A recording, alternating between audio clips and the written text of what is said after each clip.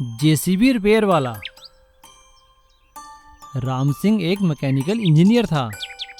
Engineering के बाद उसने नौकरी ना करके अपने ही गांव में एक छोटी सी वर्कशॉप खोल ली। उस वर्कशॉप में वो जेसीबी और बाकी अर्थ मूवर्स की रिपेयरिंग करता था। जेसीबी में कैसी भी खराबी हो उसे ठीक करना उसका बाएं हाथ का काम था। वो अपने काम को बहुत लगन और ईमानदारी से करता था। सभी लोग उसकी तारीफ करते थे। वाह भाई राम सिंह, मैकेनिकल इंजीनियर होने के बाद भी तुम यहाँ पर हाथ काले कर रहे हो और जेसीबी रिपेयर का काम बड़ी ईमानदारी से करते हो। तुम्हारी मेहनत देखकर हम बहुत खुश हुए। Thank you sir. अपना काम करने में कैसी शर्म।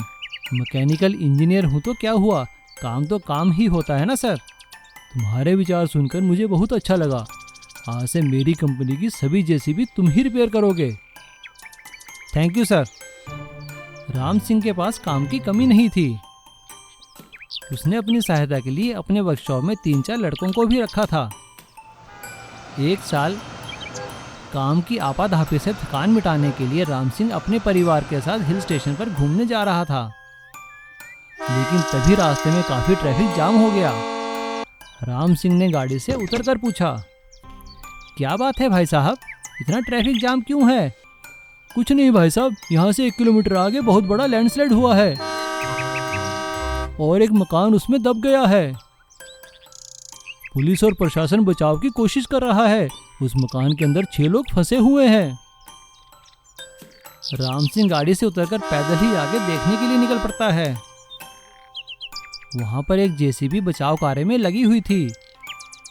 लेकिन अचानक सभी लोग परेशान हो जाते हैं।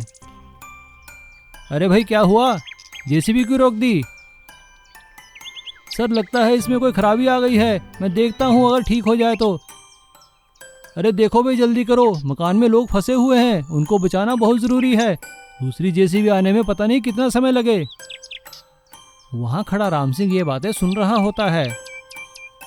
वो देखता है कि जेसीबी का ड्राइवर जेसीबी ठीक नहीं कर पाता। तब राम सिंह उसके पास जाता है। भाई जेसीबी में क्या हुआ? एक पुलिस वाला राम सिंह से कहता है, अरे साहब आप जाइए यहाँ से, इसे अपना काम करने दीजिए। राम सिंह हंसकर पुलिस वाले से कहता है, देखिए सर मैं एक मैकेनिक हूँ, मैं आपकी जेसीबी ठीक कर सकता हूँ। यह बात सुनकर सब हैरान हो जाते हैं।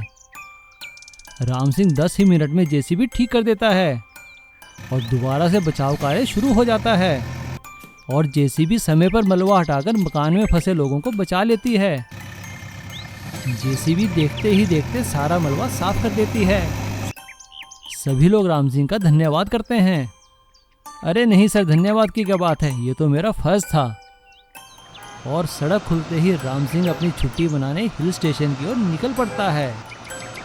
सभी लोग तालियां बजाकर राम सिंह को अलविदा कहते हैं। बस की उड़ान। जामुली नामक गांव चारों तरफ से पानी से घिरा हुआ था। वह नदी के बीचों बीच एक छोटा सा द्वीप था। उस गांव तक मुख्य जमीन से आने जाने के लिए एक छोटा सा बहुत पुराना पुल था। उसी गांव में परमानंद नाम का एक आदमी रहता था जिसके पास एक बस थी और वही सहारा थी मुख्य जमीन से गांव तक आने और जाने के लिए। एक दिन परमानंद ने गांव के मुखिया से कहा, मुखिया जी नदी वाले पुल की हालत बहुत खराब है, वह कभी भी टूट सकता है, आप इस बारे में कुछ करते क्यों नहीं? मैं क्या करूं परमानंद भाई, मैंने अपनी तरफ से सरकार को काफ़ी अर्जियां लिखी है, कोई कार्रवाई नहीं हुई है। अब सुना है नए कलेक्टर साहब आए हैं और वो काफ़ी ईमानदार और मेहनती हैं, हो सकता है शायद वही कुछ करें। गांव वालों की समस्या की अर्जी देखकर नए कलेक्टर मनोज उस गांव में आए। सभी लोगों ने उनका स्वागत किया। आपका बहुत बहुत धन्यवाद साहब, हमारे गांव में आने के लिए। नहीं, इसमें धन्यवाद की क्या बात है, ये तो मेरा फर्ज है। आप बताइए आपकी क्या समस्या है? बस साहब हमारी तो एक ही समस्या है, हमारा पुल।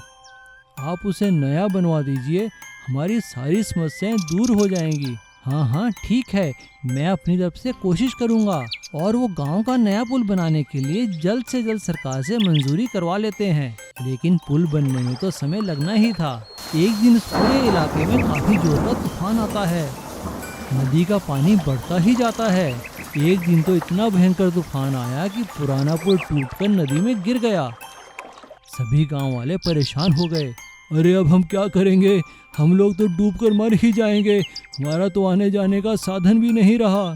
सरपंच जी कुछ कीजिए, हमें बचाइए। हाँ भाइयों, धैर्य से काम रखो, हमें मिलकर कुछ करना पड़ेगा। सबसे पहले तो सभी गांव वाले ऊंचे चबूतरे के पास इकट्ठे हो जाओ। परमानंद अपनी बस को पूरे गांव में घुमाता है और सभी गांव वालों को गांव के सबसे ऊंचे चबूतरे पर इकट्ठा कर लेता है।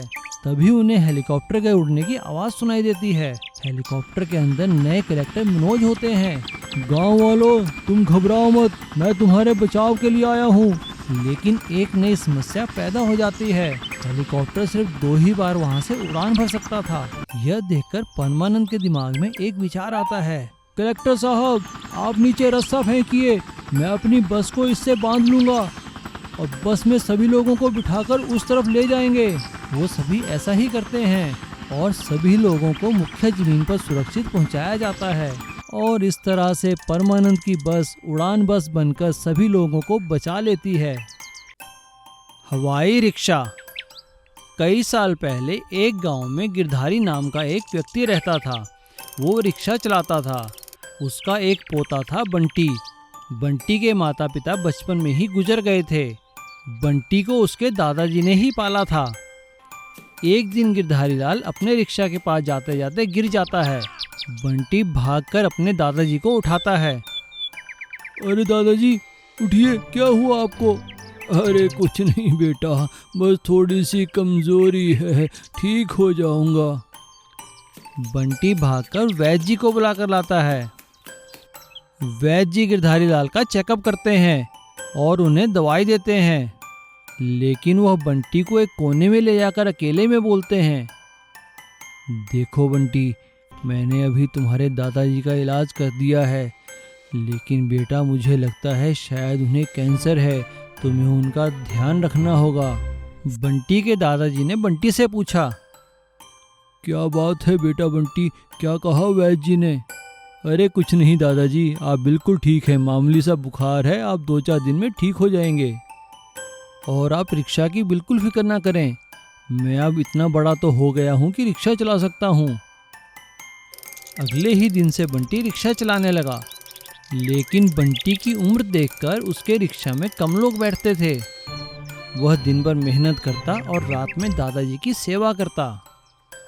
काफी दिन बीत गए, लेकिन दादाजी ठीक नहीं हुए। एक दिन बंटी गर्मी के मारे परेशान होकर एक पेड़ के नीचे बैठा। तभी वहां से एक साधु गुजरे। क्या बात है बेटा, तुम परेशान क्यों हो? बंटी ने उनको अपनी दादाजी की बीमारी और अपने घर के सारे हालात बताए। यह सुनकर साधु महाराज ने बंटी से कहा, तुम बिल्कुल चिंता मत करो बेटा और हिम्मत से काम लो। मैं तुम्हें हिमालय में एक ऐसी जगह बताऊंगा जहां से तुम संजीवनी बूटी ला सको और उसे तुम अपने दादाजी को खिलाना, तुम्हारे दादाजी बिल्कुल ठीक हो जाएंगे। लेकिन महाराज, मैं हिमालय तक जाऊंगा कैसे? मेरे पास तो कोई गाड़ी भी नहीं है इस रिक्शा के अलावा। बेटा, यह रिक्शा ही तुम्हें वहां लेकर जाएगा। मैं तुम्हें एक ऐसा मंत्र दूंगा जिसे तुम रिक्शा पे बैठकर बोलोगे तो तुम्हारा रिक्शा उड़ने लगेगा और तुम जहाँ चाहो इसे ले जा सकते हो। साधु महाराज बंटी के कान में वो मंत्र बोलते हैं। बंटी रिक्शा में बैठकर वह मंत्र पढ़ता है और रिक्शा उड़ता हुआ सीधा हिमालय पर्वत पहुंचता है। अरे वाह, यह तो चमत्कार हो गया।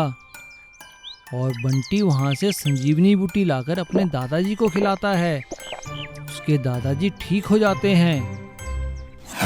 लेकिन उनके पड़ोस में रहने वाला कमलू यह देख के उनसे जलने लगता है। अरे अरे बंटी बेटा, क्या बात है, तुम्हारा रिक्शा तो उड़ने लग गया। क्या बात है, क्या जादू मंत्र करते हो? बंटी भोलेपन में उन्हें मंत्र बता देता है और कमलू लालच में आकर अपने रिक्शा पर बैठकर वह मंत्र पढ़ता है, क्योंकि कमलू के दिल में चोर था और उसने लालचवश अपने रिक्शा को उड़ाना चाहा और उसका रिक्शा थोड़ी देर उड़कर एक गड्ढे में जा गिरा। यह देखकर सभी लोग हंसने लगे। और बंटी के दादाजी ने उनसे कहा, देखो भाइयों, किसी भी विद्या का गलत उपयोग नहीं करना चाहिए। हमें जो भी ज्ञान मिले उसका हमें अच्छाई के लिए ही प्रयोग करना चाहिए। सीमापुर नेशनल हाईवे के पास बसा एक छोटा सा गांव था, जहां के लोग नारियल उगाते थे। गांव के अंदर अधिक जगह नहीं होने के कारण सभी किसान हाईवे के आसपास अपने नारियल के पेड़ उगाया करते थे और हाईवे पर नारियल पानी बेचा करते थे। एक दिन एक लड़का जो पेशे से चोर था उस हाईवे से गुजर रहा था। तभी उसे तेज प्यास लगी। उसने आसपास देखा तो उसे बहुत सारे नारियल के पेड़ नजर आए।